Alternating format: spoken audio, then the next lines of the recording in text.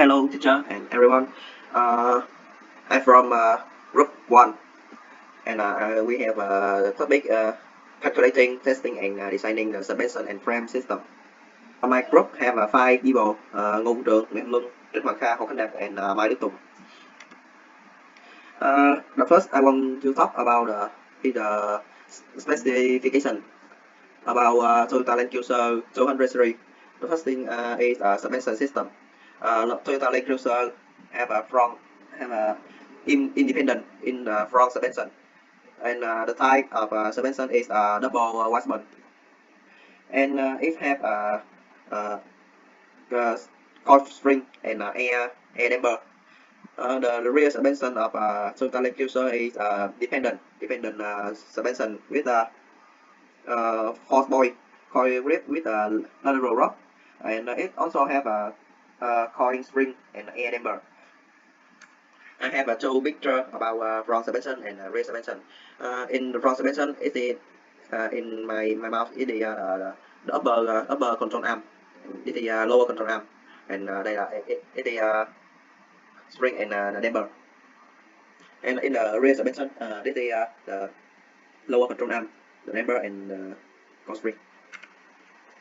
And the next is the specification about the frame. The overall length is 49 and 50 millimeter. The overall wide is 19 and 70 millimeter. And also we have the wheel space, straight front and straight rear, and the round clearance. I have a picture about height and the wide and the height of Toyota Land Cruiser. And this is the diagram, the drawing about the body frame of Toyota Land Cruiser. I will introduce about structural suspension issue. Cruiser's front suspension is a manufactured suspension. The bridge registers are manufactured separately. Between them are connected by joints. The real actual suspension of the Land Cruiser is a dependent suspension. In the dependent suspension system, the wheel is fabricated so that the vibrations of the two wheels depend on each other. Next is spring. Commonly used springs are cylindrical springs. Cylindrical springs are made from special steel, spring-wide steel. Cylindrical springs have the advantage of simple structural design, especially when the shopper is nested in the spring. A torsion bar is a spring steel bar that uses its torsional elasticity to resist torsion. One end of the torsion bar is fastened to the frame or some beam of the vehicle body. The other end is attached to the vehicle body to a torsion-resistant structure. And next is damping. The main use of the damping system is to spread vibration.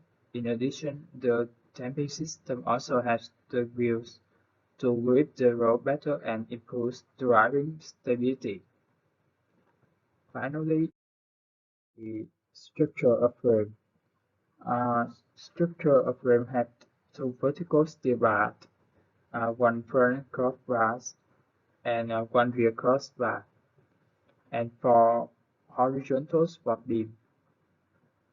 Function of frame is support and bear the load of the vehicle body, provide space for installation for different parts of the vehicle, supports the weight of various vehicle systems such as engine, support loading passengers as well as lunge, bear the pressure arising from bad road conditions, withstand the pressure during braking and acceleration of the vehicle. I will be classify the suspensions. First is the dependent suspensions. This is the basic suspensions.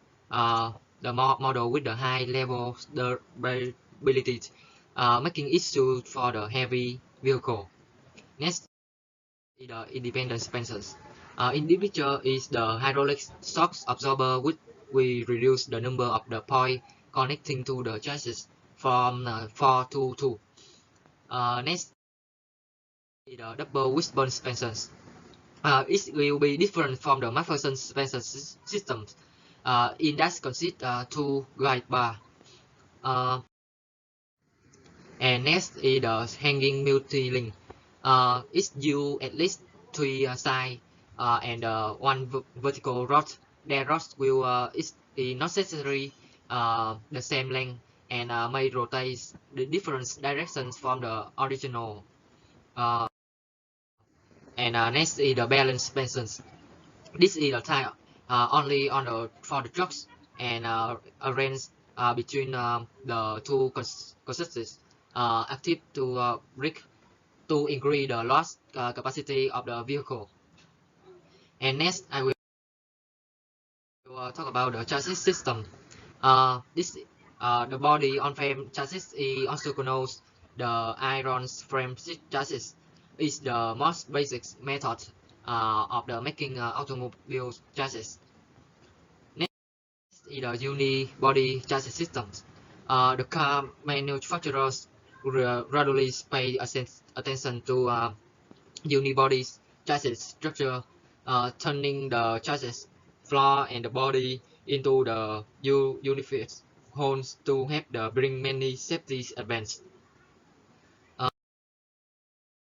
Next is the shock absorber. First is the single and the multi-acting. The single dam understood mean that in the two shock compressions and return, only one damping process is effective.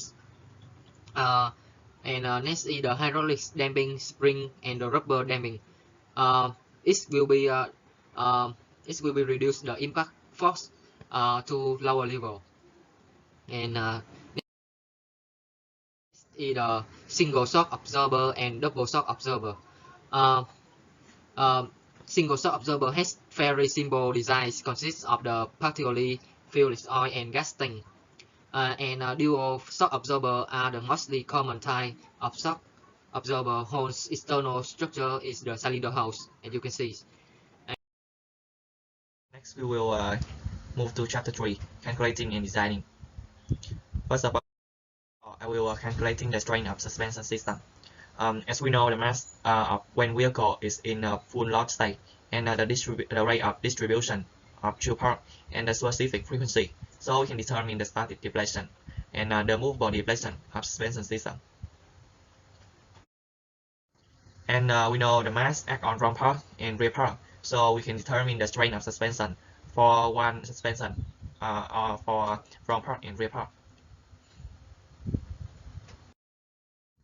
So next to calculating the damping coefficient, as we know damping constant and total angle and this rate and this formula, so we can determine KTR, K and K1 and K2 for front part and rear part. We have KTR is the resistance coefficient of the suspension, and K is the resistance coefficient of the damping, and K1 is in rest state, and K2 is in returning state. Similarly, we can determine on the rear part. Next, we will calculation and design spring. As we know, the input data is the weight on front part and rear part, and the diameter and the number of rings.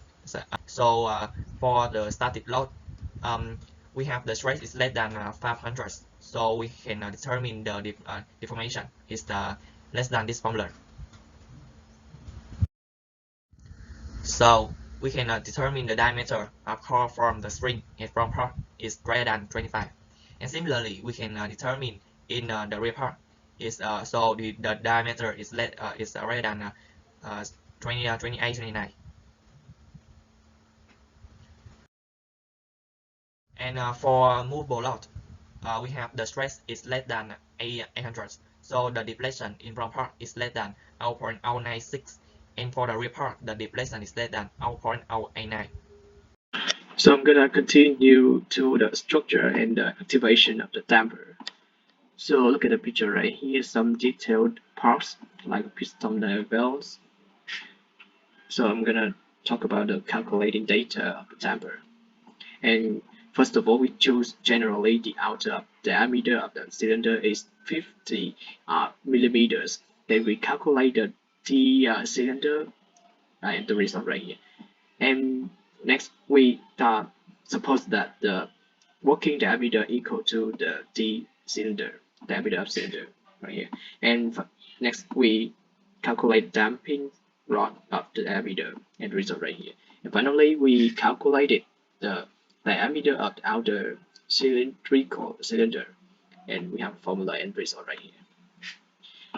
And next slide, I'm gonna talk about the oil reservoir length, damper design length.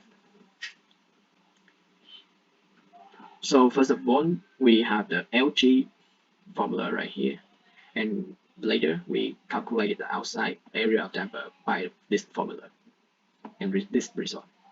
And then we computed the capacity consumption of the front shock absorber with this formula and this data before we have already before, and this is the result. And for the rear shock absorber, we calculate the same with the front shock absorber, and this is the result. And finally, the maximum allowable temperature of the front shock right here with the heat transfer equation. We have the formula, and we calculated the T maximum. And for the rear shock, we calculated with the same of the front shock. Next, I will tell you how to determine the size of the load valve hose. When speed of damping is higher than 0.3, it has to be work hard and easy to be damaged. So we have a lot valve hose to reduce it. We will divide it into two cases: compression and returning. This is the formula to calculate damping resistance during compression. And from here we have a pressure independent during compression. And next we will have error of valve hose. Finally, we calculate relief valve hose error during conversion. Here is how to calculate the size of the valve hose while during returning. And this is answer in front axle and rear axle. To the calculating and designing the frame. We know we have the force act on three directions on the frame is determined by this formula. We have Fx, Fy, and Fz. And similarly, we have the moment is also calculated by this formula.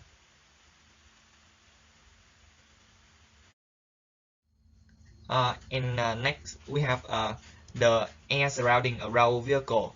Exerts on any point P in its surface a force per unit area. In this formula, we have delta X and delta F are respectively the area of small surface surrounding point P and the force acting on it. And the force per unit area T can be decomposed into a vector force acting in a direction perpendicular to the surface. And in the formula, we have N is the unit vector perpendicular to the surface. P is a scalar representing the pressure value. And we have the Bentley equation may be used to relate the pressure P and the velocity V in the case of fluid with no viscosity. In this formula, we have PO and VO are the values of ambient pressure and of the velocity far enough upstream from the body. This term we call dynamic pressure, and the sum is the total pressure is determined by this formula. Next, we have the table. This table is rate the value of ambient pressure together with those the density, temperature, and kinetic velocity and attitudes of interest in road vehicle technology are explored in this table from ICAO standard atmosphere. And the density, temperature, and pressure different from PA and TA in standard condition can be computed by as this formula.